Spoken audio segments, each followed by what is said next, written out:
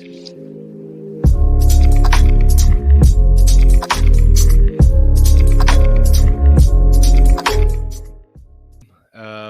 now we have Sherif El-feky, also from Yodawy. Hello, Hello. Sherif.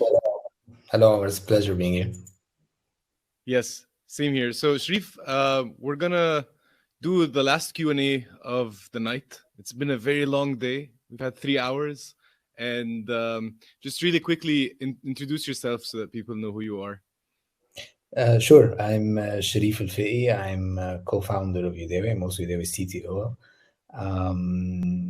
Met Kareem a few years back when this was a small idea on how to tackle this market, specifically Egypt, and how to tackle the medication delivery service in general. And you guys have been doing a really good job at that. It's been really exciting seeing your growth. And I see you also, like, a lot of people tend to beat up Yodawy a little bit, saying, okay, they're just delivering drugs to the patients, but you're doing a lot more than that, right? And I know that you have a lot in your team that you're trying to do it. So as a CTO, like, how do you see, like, the complexity of building technology for, being between payers and pharma and patients can't be an easy game. I have never spoken to anyone in healthcare that says I love being in healthcare, right? And you're dealing with like all this like structural complexity. So tell us a little bit about it. What's the kind of innovation process and like the biggest things you've been dealing with over the past years? Okay. Yes, you're absolutely right. It's very, very hard to actually get everyone sort of speaking the same language, right? So, and this was actually the starting point, being able to build one catalog of drugs that we can actually use across the pharmacy, use across the payers, that is also mapped to their internal systems, some of them that have been around for years, some of them that are that some of them don't even have systems, and being able to build this sort of universal mapping of drugs, services, and all that is key for this to work. And this is actually where we started. We started with a drugs catalog that we mapped. We then started looking into more of a standard way to sort of store these transactions. We decided to move to an HL7 standard and sort of try to maintain this structure for interoperability between systems, yet the external systems are not necessarily HL7 compatible, not necessarily following the same structure. So we had to come up with all these little, let's say, transformers that would transform the data from one system to another that is very specific to a provider or an insurance company or a pharmacy or whatever. And this helped us a lot get to where we are right now.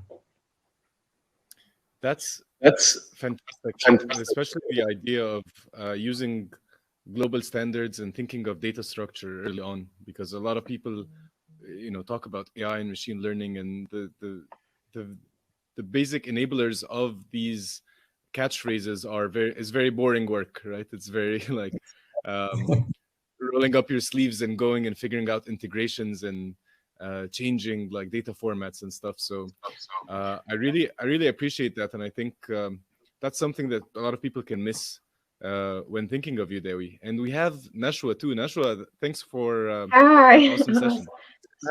Sorry for this is the technology. Yes, so and we've just been talking about how hard it is, even just running an event. And I want to remind people, like now we're talking about PSPs and how to engage patients and how to engage, how pharma can engage patients holistically through giving them all these, like this whole support system, this whole net. And that was the talk that just ended. And I want to remind everyone that you can still apply to the platform with Sanofi. So we're keeping the QR code here. We're going to be going offline shortly, but remember to use the link and try to put in your ideas if you've been inspired by this. Nashwa, I'm kind of interested in your take on we talked a little bit about global markets and local markets, and you see a lot of what is going on with governments, but you've also worked for multiple pharma companies, right? So what do you think is next after your conversation with Kareem? Like, what's next in terms of what Egypt would be able to do in this space? Yeah, so this is very interesting question, and I think that I can see the universal health insurance system.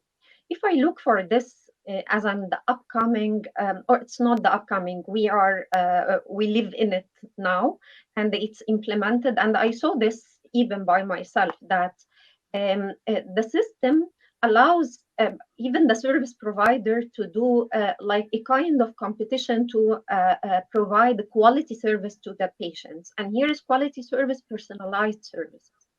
And this is what exactly we're talking. I was talking with Kareem about the personalized. It's not just patient-centered approach. It's personalized care. And this is for personalized care. I think this is the new era. Yes, we don't call it in Egypt yet the personalized or precision medicine because we don't have all the enablers. However, we started to look at this patient satisfaction, patient convenience with the service, patient need, individualized patient factors that contribute to the management of the disease. We can see now the patient is very empowered. They know a lot about their disease, the options, the services, even this kind of services provided in different clinics and hospitals, and they compare and go. So it's the personalized era. We started it, and the golden opportunity either for pharma or even for the startups that are thinking of digital health solution is to partner with the government or the healthcare system in Egypt now, because they are really very interested in such solutions.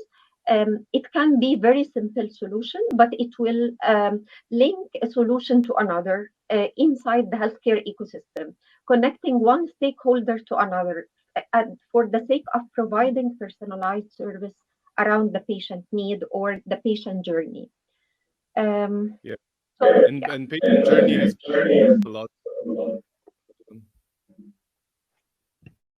sorry, Is there Omar. echo? I feel like there's a bit of echo here. Let's see. Okay. So yeah, patient journey is something that people have been coming back to, and thanks for also like commenting on precision medicine, because we had a whole talk about this, and you know what, again, like what Sherif is doing from a CTO perspective, like doing the hard work of structuring data, that's what's I think going to lead us ultimately to having data that's worth mining and doing kind of interesting work with. So thanks for like tying those for us together, Nashwa. And it certainly seems to be an exciting time in Egypt to see a company like Yodawy do what it does, and for all of us to kind of come together and be able to have all these speakers. So, you know, one question I have for you is, you know, as an audience, which session did you enjoy the most today? And are there topics that we didn't really talk about that we should have or should next time? Yeah, so if we, it was very interesting to hear about the precision medicine. I personally like this topic very much. And by the way, even we sometimes look at our region or our country. Yes, we're lagging behind, but we did a lot of things that are very good. And if we talk about the precision medicine and human genome and the human genetics, we started this in Egypt here. And we started even the government working on such approaches for genetic diseases, for instance.